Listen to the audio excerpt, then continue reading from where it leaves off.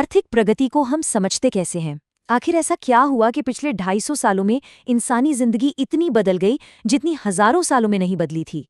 ये सवाल अर्थशास्त्र के बिल्कुल दिल में बसा है और आज हम इसी की गहराई में उतरेंगे। नोबेल पुरस्कार विजेता रॉबर्ट लुकस ने कहा था, एक बार जब आप विकास के बारे में सोचना शुरू कर देते हैं तो आप किसी और चीज के बारे में नहीं सोच सकते। कितनी दिलचस्प बात है कि इस साल के एक और विजेता जोएल मोकियर ने भी पुरस्कार जीतने के बाद ठीक यही शब्द दोहराए। इससे पता चलता है कि आर्थिक विकास की ये पहेली कितनी गहरी और कितनी अहम है। तो चलिए कहानी के पहले हिस्से में चलते हैं, महान विकास का रहस्य। आखिर ये सब शुरू कैसे हुआ? जरा इस कमाल के विरोधाभास को देखिए। 250 साल पहले फ्रांस के सबसे ताकतवर राजाओं में से एक लुई 15 की मौत चेचक से हुई थी। और आज वही बीमारी लगभग खत्म हो चुकी है और विकसित देशों में सबसे गरीब इंसान भी इससे पूरी तरह सुरक्षित है। ये दिखाता है कि पिछले कुछ दशकों में हमारी जिंदगी में कितना बड़ा, कितना अविश्वसनीय सुधार आया है। तो सवाल ये उठता है कि हजारों सालों तक इंसानी समाज एक आर्थिक ठहराव में था, कुछ ज्यादा बदलता नहीं था। फिर अचानक ऐसा क्या हुआ? कौन सा स्विच ऑन हो गया कि विकास की एक ऐसी लहर आई जो आज तक जारी है? आइए इसी रहस्य को सुलझाते हैं। और इस रहस्य का जवाब वो हमें मिलता है हाल ही के एक नोबेल पुरस्कार से। जी हाँ, इस साल का नोबेल पुरस्कार ठीक उन्हीं अर्थशास्त्रियों को दिया गया जिन्होंने इस सवाल का जवाब दिया कि इनोवेशन यानी नवाचार कैसे लगातार आर्थिक विकास को आगे बढ़ाता रहता है।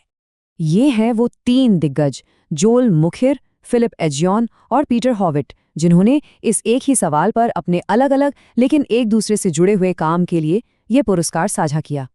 तो चलिए अब समझते हैं उस मुख्य सिद्धांत को जो इस पूरे विकास का असली इंजन है। इनकी थ्योरी का जो दिल है वो है रचनात्मक विनाश यानी क्रिएटिव डिस्ट्रक्शन। ये एक ऐसी प्रक्रिया है जहां नए और बेहतर इनोवेशन लगातार पुरानी टेक्नोलॉजी की जगह ले लेते हैं।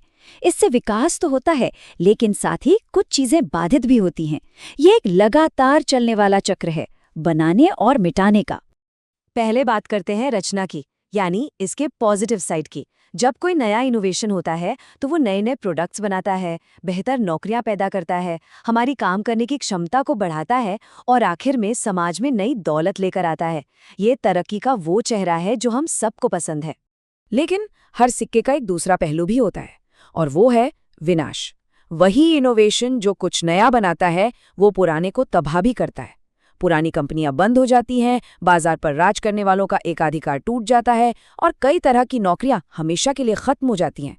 ये प्रगति की वो कीमत है जिसे चुकाना पड़ता है। अब जरा देखते हैं कि ये ज्ञान और ये उथल-पुथल, ये दोनों मिलकर काम कैसे करते हैं। आर्थिक इतिहासकार जोएल मोकियर ने ये समझाया कि ये पूरा इंजन आखिर शुरू कैसे हुआ। उनके मुताबिक प्रबोधन काल में यानी एनलाइटनमेंट के दौर में क्यों का ज्ञान मतलब वैज्ञानिक समझ और कैसे का ज्ञान मतलब प्रैक्टिकल तकनीक आपस में जुड़ गए। विज्ञान ने तकनीक को बेहतर बनाया और बेहतर तकनीक ने विज्ञान को रिसर्च के लिए नए रास्ते दिखाए। इसी जुड़ाव से इनोवेशन का वो चक्र शुरू हुआ जो आज तक घूम रहा है। और जहां मोकियर ने इतिहास देखा, वहीं एजियन और हॉविट ने इस पूरी प्रक्रिया को गणित के एक मॉडल में ढाल दिया। उन्होंने ये साबित किया कि आधुनिक विकास कोई शांत, सीधी-सादी प्रक्रिया नहीं है, बल्कि ये लगातार उथल-पुथल वाली प्रक्रिया है। इसमें नई कंपनियां पुरानी कंपनियों का व्यापार चुराकर आगे बढ़ती हैं। मतलब ये उथल-पुथल सिस्टम की कोई कमी नहीं, बल्कि उसकी सबसे बड़ी खासियत है। चलिए इस थियरी को और अच्छे से समझने के लिए एक आज का बिल्कुल ताज़ा उदाहरण लेते हैं, फिनटेक का। फिनटेक यानी फाइनेंशियल टेक्नोलॉजी रचनात्मक विनाश का एक बेहतरीन उदाहरण है। आज नई नई स्टार्टअप्स पारंपरिक बैंकों की सेवाओं को जैसे पेमेंट, लोन, इंश्योरेंस एक-एक करके अलग कर रहे हैं और सीधे हमारे स्मार्टफोन ऐप्स के जरिए पेश कर रहे हैं। और ये सिर्फ कोई छोटी-मोटी बात नहीं है। ये चार्ट देखिए, ये दिखाता है कि इन नई सिस्टम को बदलने वाली कंपनियों में कितना ज्यादा पैसा लगाया जा रहा है। 2019-20 में भारत में फिनटेक फंडिंग का एक बड़ा हिस्सा पेमेंट और इंश्योरेंस टेक जैसे नए क्षेत्रों में लगा। ये पैसा ही वो ईंधन है जो रचनात्मक विनाश की आग को और हवा दे रहा है। तो अब मैदान में 2 तरह के खिलाड़ी हैं। एक तरफ है पारंपरिक बैंक जिनके पास सालों का भरोसा, अनुभव और एक बहुत बड़ा कस्टमर बेस है। और दूसरी तरफ हैं ये फुर्तीली फिनटेक कंपनियां जो नई तकनीक, नए आइडियाज और कम लागत के हथियार के साथ आई हैं। ये एक क्लासिक मुकाबला है पुराने और नए के बीच। तो अब आगे क्या?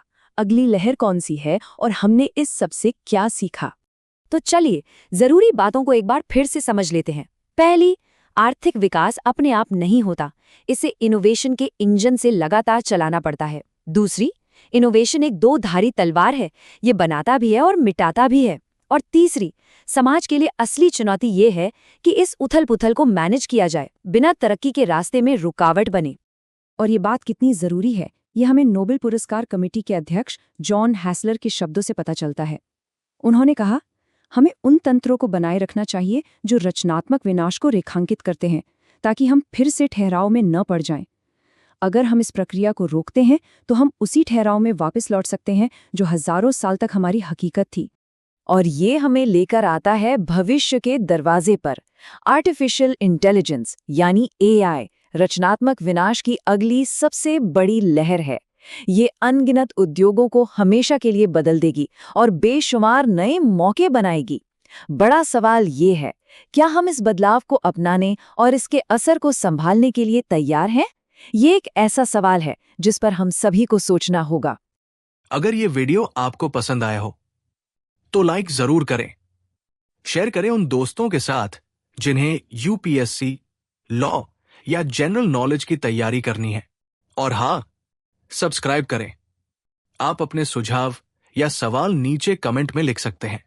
यूपीएससी एंड कॉम्पिटिटिव एग्जाम की गाइडेंस या मेंटरशिप के लिए संपर्क करें। Our contact information is given in description. धन्यवाद। मैं हूं कृणाल ठाकुर। मिलते हैं अगले भाग में। जय हिंद।